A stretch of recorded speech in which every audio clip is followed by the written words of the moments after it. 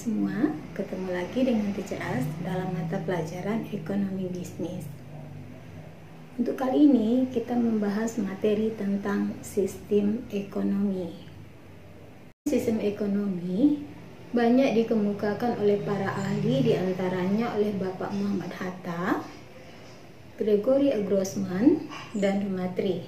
Nah, masing-masing pendapat yang dikemukakan oleh para ahli tadi mempunyai pendapat yang berbeda-beda. Nah, berdasarkan pendapat para ahli tadi, dapat kita simpulkan bahwa sistem ekonomi itu adalah merupakan sekumpulan komponen atau unit yang dikembangkan oleh masyarakat yang memiliki ciri-ciri dan batasan-batasan tersendiri.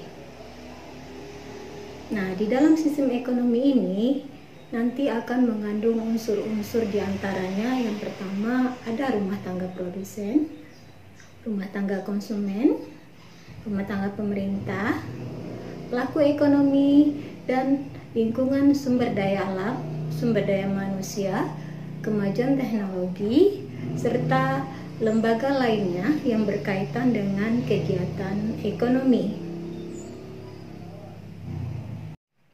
Apa tujuan dari sistem ekonomi ini? Tujuan yang pertama adalah untuk menentukan apa, berapa banyak, dan bagaimana cara memproduksi barang atau jasa yang dibutuhkan.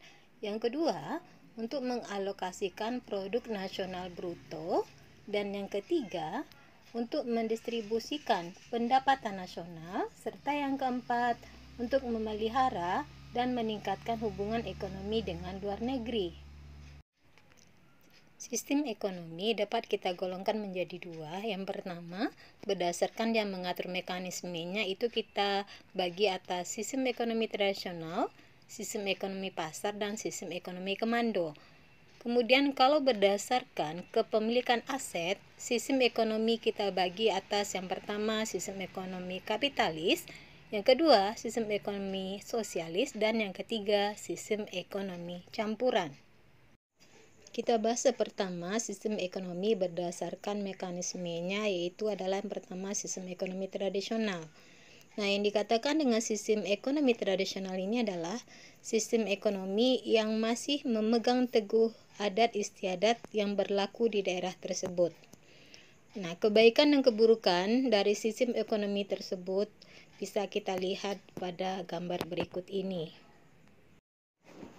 Nah, selanjutnya ada kita sebut dengan sistem ekonomi komando. Yang dikatakan dengan sistem ekonomi komando ini adalah sistem ekonomi di mana peran pemerintah sangat dominan. Pemerintah menentukan apa, bagaimana, dan untuk siapa barang diproduksi. Nah, ini tujuannya untuk menjamin kebutuhan semua masyarakat bisa terpenuhi. Nah, selanjutnya ada kita sebut dengan sistem ekonomi pasar. Nah, dalam sistem ekonomi pasar, masalah pokok ekonomi diserahkan sepenuhnya pada kekuatan permintaan dan penawaran di pasar. Individu cenderung menggunakan segala cara untuk memperoleh keuntungan dan kekayaan. Sementara perusahaan-perusahaan saling bersaing sangat bebas karena peran pemerintah tidak ada. Nah, kebaikan dan keburukan dari sistem ekonomi pasar ini dapat kita lihat berikut ini.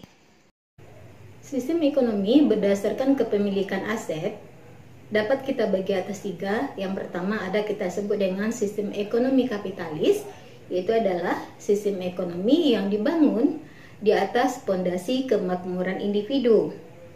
Nah, yang kedua ada kita sebut dengan sistem ekonomi sosialis, yaitu adalah sistem ekonomi yang berasumsi bahwa kemakmuran individu mungkin tercapai bila berpondasikan kemakmuran bersama.